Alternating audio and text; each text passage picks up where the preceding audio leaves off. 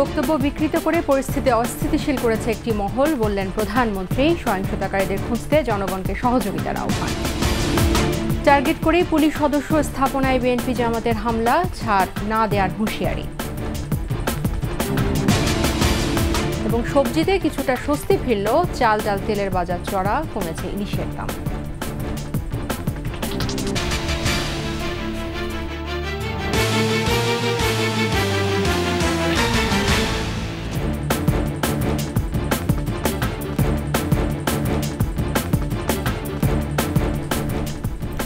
শুনছিলেন first security ইসলামী bank PLC সংবাদ শিরোনাম। আমন্ত্রণ জানাচ্ছি দুপুর 2টার 21 সংবাদে। আপনাদের সাথে আছেন তাজমিন পাজাবি। 21 টেলিভিশনের সংবাদ একই সাথে সরাসরি দেখতে পাবেন আমাদের ফেসবুক পেজ www.facebook.com/2124 অনলাইনে। সংবাদে আরও থাকছে। প্যারিসে অলিম্পিক মহাযজ্ঞ শুরু হচ্ছে আজ। সেইন নদীতে ব্যতিক্রমী উদ্বোধনী আয়োজন।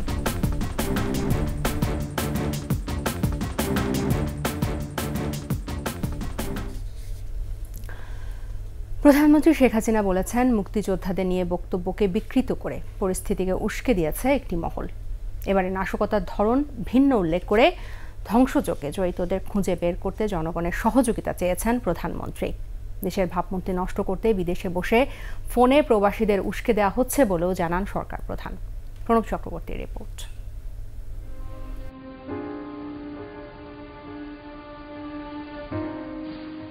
সাম্প্রতিক নাশকতায় রাষ্ট্রীয় গণমাধ্যম বাংলাদেশ টেলিভিশন যেন এক ধ্বংসপুরী।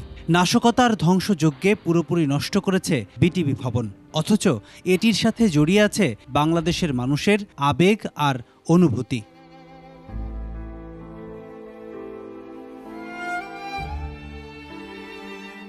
রামপুরায় ক্ষতিগ্রস্ত বাংলাদেশ টেলিভিশন পরিদর্শনে আসেন প্রধানমন্ত্রী শেখ হাসিনা। ঘুরে ঘুরে দেখেন ভবনের ধ্বংসযজ্ঞ।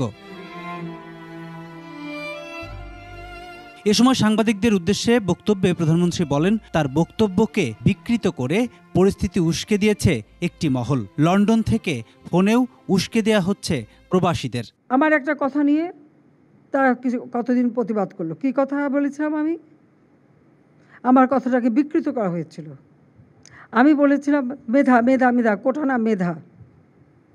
তো কোটা আমাদের নারীর কোটা, প্রতিবন্ধীদের কোটা, নৃগোষ্ঠীর কোটা, প্রত্যেক জেলার কোটা, মুক্তিযোদ্ধা পরিবারের কোটা, সেগুলো তো আমি বাতিলও করে দিয়েছিলাম। লন্ডন থেকেই টেলিফোন করে বলছে ওখানে আন্দোলন করো। এমন এমন দেশে আমাদের সেখানে ফোন করে আমাকে জানাচ্ছে, মেসেজ দিচ্ছে। তাহলে যেটা করা মানে কি আমাদের দেশের ভাবমূর্তি শুধু নষ্ট না, যারা কোনো কাজ করে খাচ্ছে তাদের রুজি রোজগারও তো নষ্ট হয়ে যাবে। সরকার প্রধান বলেন, বিএনপি জামাত যে নাশকতা চালিয়েছিল এবারের ধ্বংস চিহ্ন বলে দেয় ধরন পাল্টেছে তারা। 2013 সালে ওই বিএনপি জামাত মিলে শুরু করলো অগ্নি সন্ত্রাস, কিন্তু সেই পুরানো থেকে এবারে পুরানোর চরিত্রটা কিন্তু একটু আলাদা।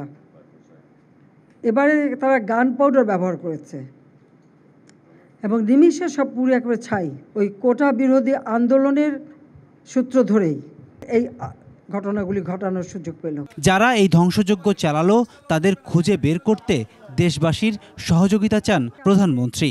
আমি তো করে দিয়েছিলাম, কিন্তু যারা এটা ধ্বংস করলো আর যাদের জন্য এই দুর্ভোগ, যাদের জন্য আজকে বিদেশে বাংলাদেশের ভাবমূর্তি নষ্ট হচ্ছে, আমি তাদের বিচারের ভার এদেশের জনগণের উপরেই দিয়ে যাচ্ছি। মিথ্যা অপপ্রচার চালিয়ে কাউকে যেন বিভ্রান্ত করতে না পারি। আসল সত্যটা জানুন, যারা এসবের সাথে জড়িত সারা বাংলাদেশের আনাচে গানাচে যে যেখানে আছে তাদের খুঁজে বের করুন এবং তাদের শাস্তির ব্যবস্থা করার জন্য সহযোগিতা করুন। বিশ্বে বাংলাদেশ যেন মাথা উঁচু করে চলতে পারে, সেজন্য নিরলস কাজ করে যাওয়ার প্রত্যয় জানান সরকার প্রধান। 96 থেকে এখন পর্যন্ত বাংলাদেশ টেলিভিশনের যে উন্নয়ন প্রধানমন্ত্রী শেখ হাসিনা করেছেন তার ক্ষতচিহ্ন দেখে আবেগাপ্লুত হয়ে পড়েছেন তিনি।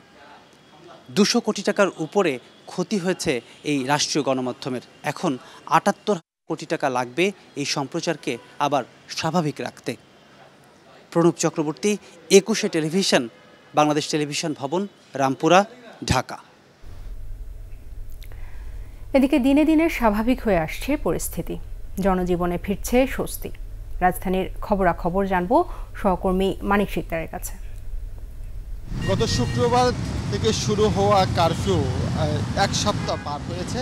এবং আমরা দেখেছি আজকেও কারফিউ বলবৎ রয়েছে, তবে সকাল ৮টা থেকে বিকেল ৫টা পর্যন্ত কারফিউ শিথিল আছে এবং শিথিল থাকার ফলশ্রুতিতে আমরা দেখতে পেয়েছি অসংখ্য গণপরিবহন আজকে চলেছে। যদিও শুক্রবার অফিস বন্ধ, যার কারণে গণপরিবহনের সংখ্যা কম, তারপরেও অন্যান্য শুক্রবারের তুলনায় আজকেও যথেষ্ট পরিমাণের গণপরিবহন আমরা দেখেছি। এছাড়া ব্যক্তিগত পরিবহনের বেশ একটা চাপ ছিল রাজধানী জুড়ে।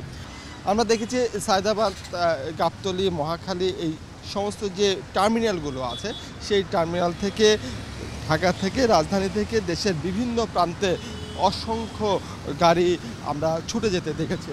বর্তমান যে চলমান পরিস্থিতি মাথায় রেখেই সাধারণ মানুষ চাচ্ছে যে কারফিউ থাকুক, কিন্তু কারফিউটা তুলে দেওয়ার পরে আসলে মূল যে বিষয়টা সেটা বোঝা যাবে এবং সাধারণ মানুষ চায়, সবাই চায় যে একটা স্বাভাবিক পরিস্থিতি ফিরে আসুক এবং সবাই যে যার কাজগুলো তারা যেন সবাই স্বাভাবিকভাবে করতে পারে। তো এই ছিল আমার কাছে এখানে থাকা সর্বশেষ তথ্য।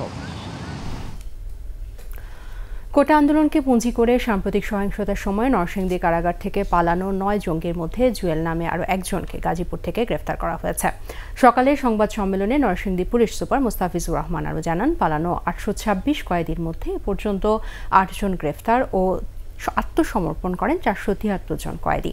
জেলা কারাগার থেকে লুট হওয়া ৮৫টি আগ্নেয়াস্ত্রের মধ্যে ২০টি চায়না রাফেল, ১৫টি রাইফেল এবং 10টি শটগান সহ ৪৫টি অস্ত্র এবং ১,০৯১টি গুলি উদ্ধার করা হয়েছে বলেও জানান পুলিশ সুপার। পাশাপাশি নরসিংদীতে সহিংসতার আলাদা ১১টি মামলায় ১৮৫ জনকে গ্রেফতার করেছে পুলিশ।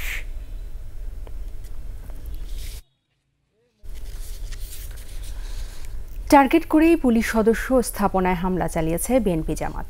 এই সন্ত্রাসীদের কাউকেই ছাড় না দেওয়ার হুঁশিয়ারি ঢাকা মেট্রোপলিটন পুলিশের। অন্যদিকে চিকিৎসকরা বলছেন, মাথায় আঘাত নিয়ে চিকিৎসাধীন পুলিশ সদস্যদের সুস্থ স্বাভাবিক হতে দীর্ঘ সময় লাগবে। আহমদ বাবুর প্রতিবেদন। কোটা সংস্কার আন্দোলনে ভর করে বিএনপি জামাতের কয়েকদিনের হামলায় রাজধানীতে আহত হন ৩৭১ জন পুলিশ সদস্য।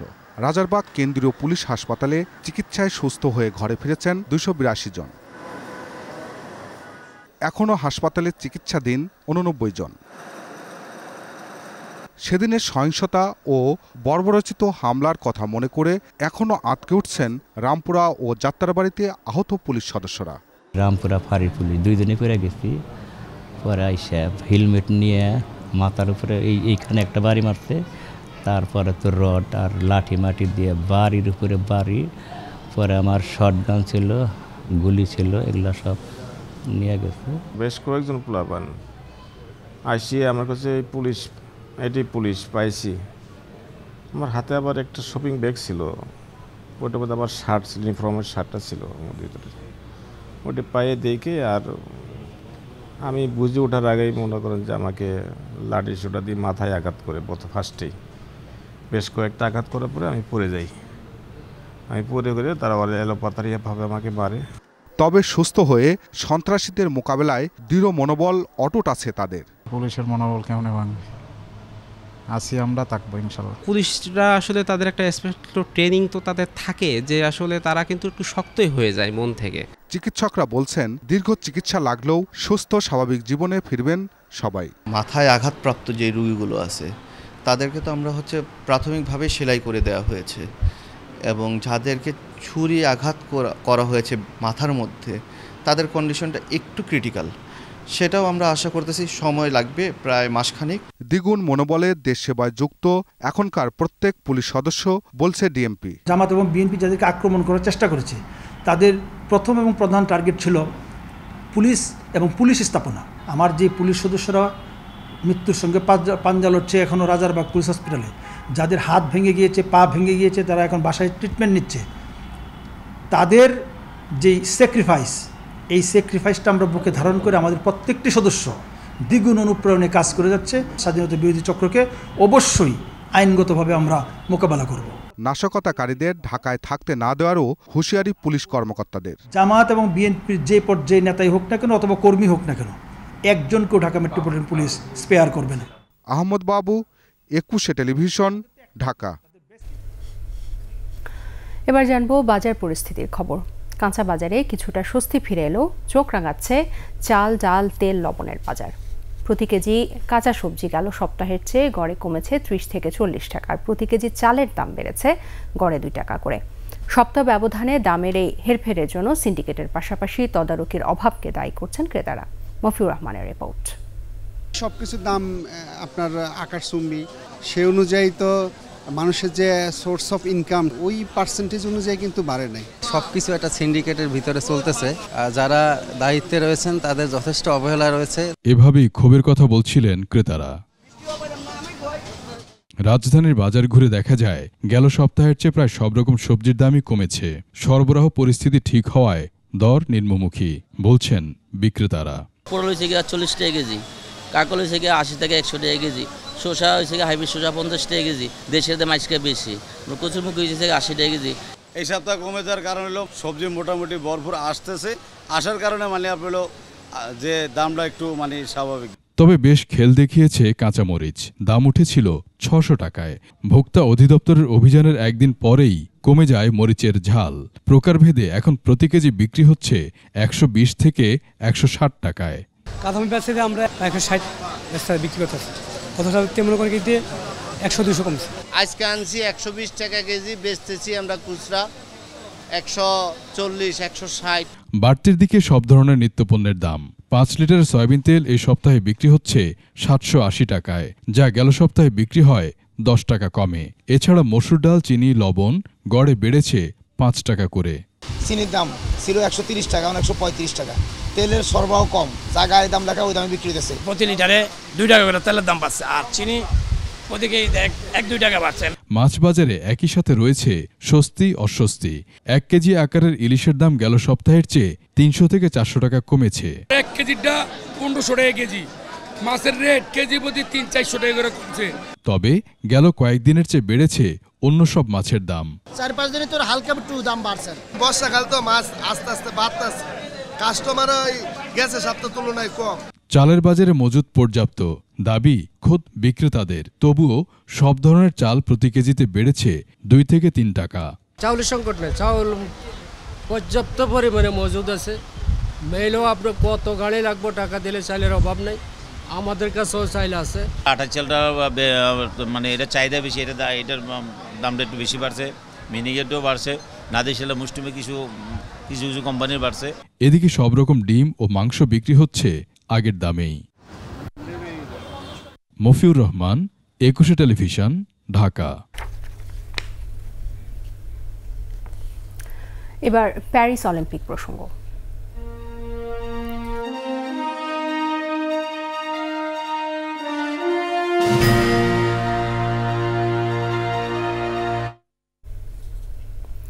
প্যারিসে আজ শুরু হচ্ছে অলিম্পিক মহাযজ্ঞ। মাত্র দ্বিতীয় শহর হিসেবে 3 বার অলিম্পিক আয়োজন করতে যাচ্ছে ফ্রান্সের রাজধানী প্যারিস। এর আগে লন্ডন গড়েছে এই কীর্তি। আজ থেকে 11 আগস্ট পর্যন্ত প্যারিস সহ ফ্রান্সের 16টি শহরে হবে আসরের এই ইভেন্টগুলো। রুমি নোমানের desk report. The greatest show on earth বলে বিবেচিত এই আসরের উদ্বোধনী অনুষ্ঠান শুরু হবে বাংলাদেশ সময় রাত 11:30টায়। এবারই প্রথম স্টেডিয়ামের বাইরে আয়োজন করা হচ্ছে জমকালো উদ্বোধনী অনুষ্ঠান। প্যারিসের বিখ্যাত আইফেল টাওয়ারের সামনেই দেখা যাবে এবারের অভিনব এই আয়োজন। প্যারিস অলিম্পিকে 206টি দেশের ক্রীড়াবিদরা প্রতিনিধিত্ব করবেন। মোট 10,714 জন ক্রীড়াবিদ অংশ নেবেন 32টি খেলার 329টি ইভেন্টে।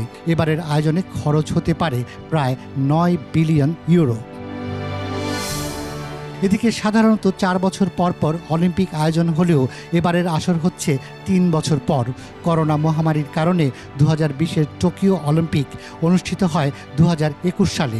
প্যারিস অলিম্পিকের পর অবশ্য আবার 4 বছর পর অনুষ্ঠিত হবে এই আসর।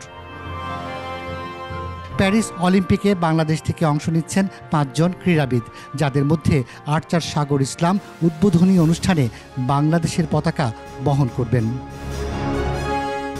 Rumi Noman, desk report, 21 television. সংবাদে এই পর্যায়ে নিচ্ছি বিরতি, ফিরে এসে যা থাকবে। কুমিল্লা শহরে ভোগান্তির নাম ইজি বাইক, নিয়ন্ত্রণের পদক্ষেপ না নেওয়ায় ক্ষোভ।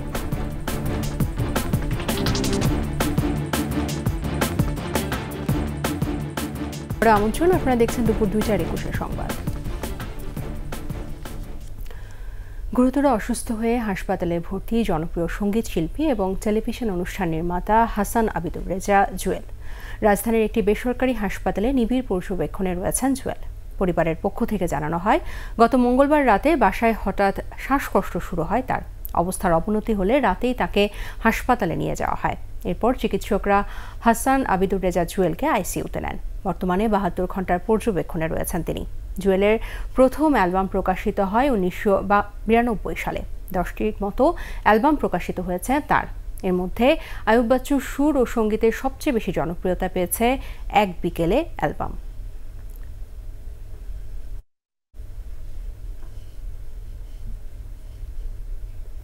এবার জনদুর্ভোগ।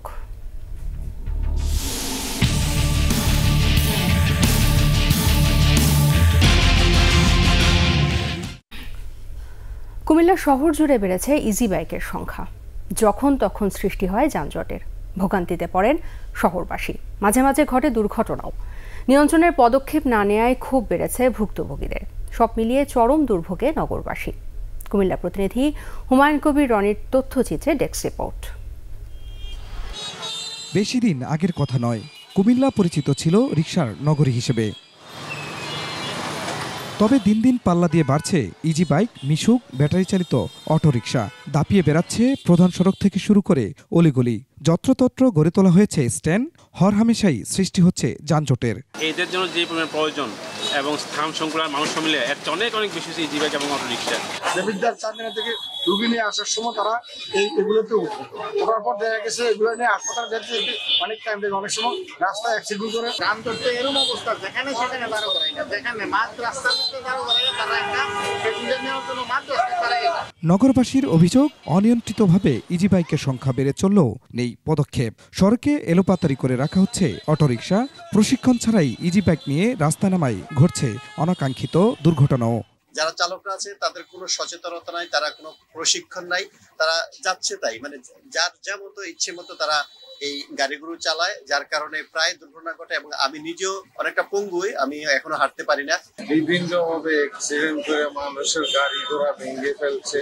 ওদেরকে কিছু বলাও যাচ্ছে না, ওদের কোনো বৈধ চালানোর কোনো পারমিট নাই। তবে ট্রাফিক পুলিশ বলছে অবৈধ ইজি বাইক নিয়ন্ত্রণে ব্যবস্থা নেওয়া হচ্ছে। কার্যক্রম চলমান রয়েছে এবং ভবিষ্যতে আমরা যে পদক্ষেপ গ্রহণ করতে যাচ্ছি বা করব সেগুলো যদি আমরা সকলে মিলে সুন্দরভাবে সমন্বয় সাধন করে করতে পারি, আমি বিশ্বাস করি কুমিল্লা শহরের যে ট্রাফিক জ্যামের যে অবস্থা আছে সেটি অনেক বেশি লাঘব হবে এবং জনদুর্ভোগ অনেকটাই কমে আসবে। ইজি বাইকের সংখ্যা নিয়ন্ত্রণে বেশ কয়েকবার কর্মসূচি নিয়েছিল সিটি কর্পোরেশন, তবে সেগুলো অজ্ঞাত কারণে আলোর মুখ দেখেনি। খুরশিদ আলম মুকুল, ডেস্ক রিপোর্ট, 21 টেলিভিশন। এর সাথে শেষ করছি দুপুর 2টার 21 সংবাদ। যাবার আগে ফার্স্ট সিকিউরিটি ইসলামী ব্যাংক পিএলসি সংবাদ শিরোনামগুলো জানাবো আরও একবার। বক্তব্য বিকৃত করে পরিস্থিতি অস্থিতিশীল করেছে একটি মহল, বললেন প্রধানমন্ত্রী। সহিংসতাকারীদের খুঁজতে জনগণকে সহযোগিতার আহ্বান। টার্গেট করে পুলিশ সদস্য স্থাপনায় বিএনপি জামাতের হামলা, ছাড় না দেওয়ার হুঁশিয়ারি। সবজিতে কিছুটা স্বস্তি ফিরলেও চাল, ডাল, তেলের বাজার চড়া, কমেছে ইলিশের দাম।